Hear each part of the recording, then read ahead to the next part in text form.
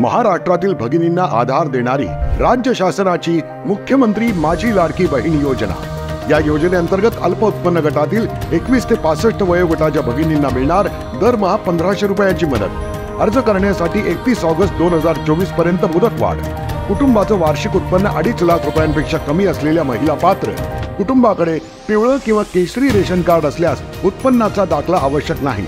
पांढरं ration card असेल किंवा रेशन कार्ड नसेल तर कुटुंबाचं वार्षिक उत्पन्न 2.5 लाखांपेक्षा कमी असल्याचा दाखला आवश्यक। योजनेसाठीचा ऑनलाईन अर्ज नारी शक्ती दूत ॲप वरून किंवा पोर्टलवर भरता येईल। ज्या भगिनींना ऑनलाईन अर्ज भरता येत नसेल त्यांच्यासाठी अंगणवाडी, ग्रामपंचायत, वॉर्ड ऑफिस, सेतू सुविधा केंद्रामध्ये किंवा आशाताई बचत गटाच्या CRP यांची मदत उपलब्ध।